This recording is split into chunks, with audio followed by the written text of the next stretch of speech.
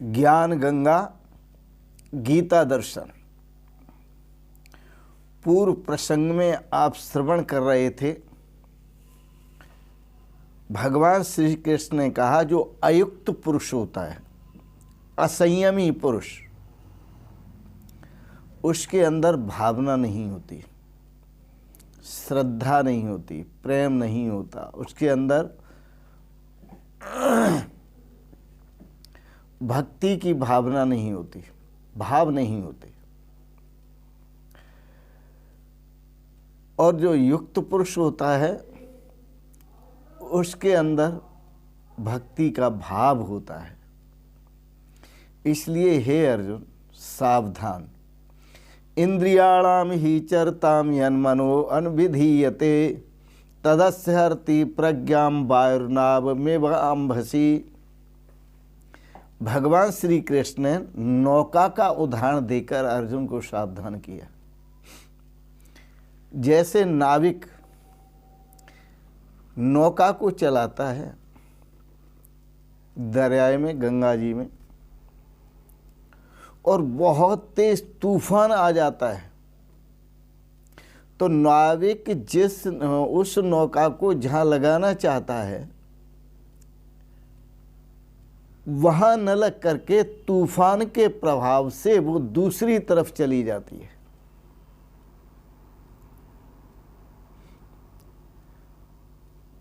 इसी प्रकार से इंद्रियाणाम ही चरताम यन्मनो अनुविधीयते, जैसे जल में वायु नौका का हरण कर लेता है, इसी प्रकार अर्जुन चरताम इंद्रियाणाम, विषयों में रमण करती हुई इंद्रियां, विषयों में विचरती हुई इंद्रियां, और उन इंद्रियों में जिस इंद्रिय के साथ मन होता है, मन रहता है जिस इंद्रिय के साथ, वह एक ही इंद्रिय इस अयुक्त पुरुष की, असंयमी पुरुष की बुद्धि का हरण कर लेती है, उसकी बुद्धि को भ्रष्ट कर देती है, बुद्धि का हरण कर लेती है।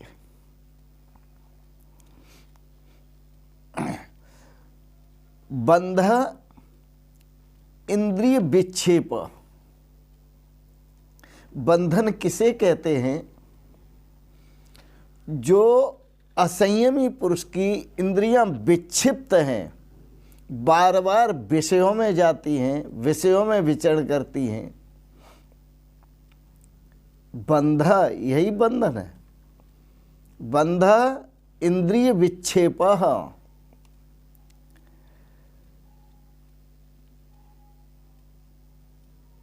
क्यों कि जिन जिन विषयों के साथ इंद्रियों का संबंध होता है, क्षुभ्यति, तो विक्षिप्त हो जाती है। विषये इंद्रिय संयोगात मनः क्षुभ्यति, विषय और इंद्रिय, इंद्रियों का विषयों के साथ संयोग होने से मन क्षुभित हो जाता है, क्षुभ्यति, क्षुभित हो जाता है। ऐसा बंध, इसी को बंधन कहते हैं। और मुक्ति, मोक्ष है ऐसाम च संयमः, और इंद्रियों को जिन जिन विषयों में विचरण करती हैं वहां से हटाकर, मन को वहां से हटाकर परमात्मा में लगाना, अपने आत्म स्वरूप में लगाना, ब्रह्म चिंतन में लगाना, राम और कृष्ण के चिंतन में लगाना, तो मोक्षः येषां च संयम। फिर इनका संयम करने से, इंद्रियों पर संयम करने से, मन पर संयम करने से मोक्ष की प्राप्ति होती है। इसलिए भगवान सावधान करते हैं अर्जुन को, तस्माद्यस्य महाबाहो निगृहीतानि सर्वशः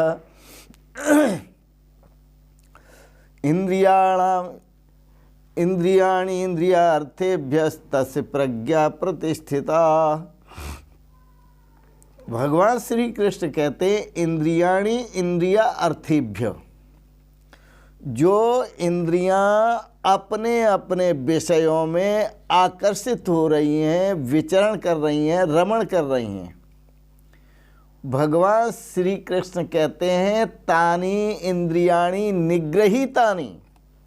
हे अर्जुन, उन इंद्रियों को रोको, सर्व से सब ओर से रोको।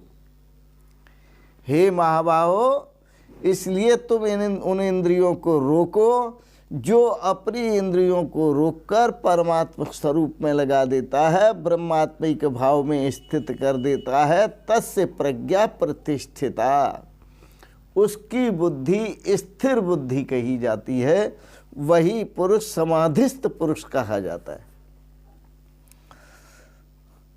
ये सब गुरुओं की कृपा से ही होगा, भगवान की कृपा से होगा।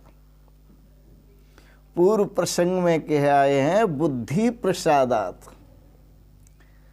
अंतःकरण की शुद्धता से ये सब हो सकेगा। शिव प्रसादात, फिर भगवान शिव की कल्याण स्वरूप परमात्मा की कृपा से ही ये संयम हो सकेगा।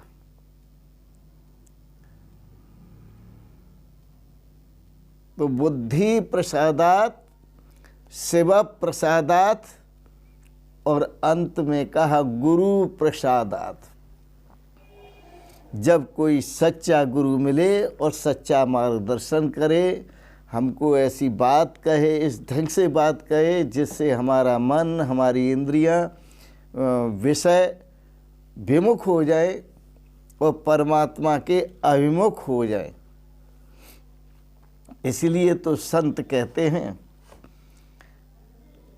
भक्त भी कहते हैं, संत चरण मन लाग रे तेरी अच्छी बनेगी, संत चरण मन लाग रे तेरी अच्छी बनेगी, अच्छी बनेगी तेरी बिगड़ी बनेगी, अच्छी बनेगी तेरी बिगड़ी बनेगी, खुल जाएंगे तेरे भाग रे तेरी अच्छी बनेगी, संत चरण मन लाग रे तेरी अच्छी बनेगी।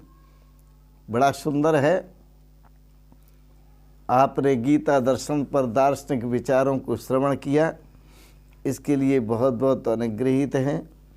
एक बात जरूर कहेंगे आप सबके प्रति, ओम सर्वे भवन्तु सुखिनः, सर्वे सन्तु निरामया, सर्वे भद्राणि पश्यन्तु, माँ कश्चित् दुख भाग भवेत्। ओम शांति शांति शांति।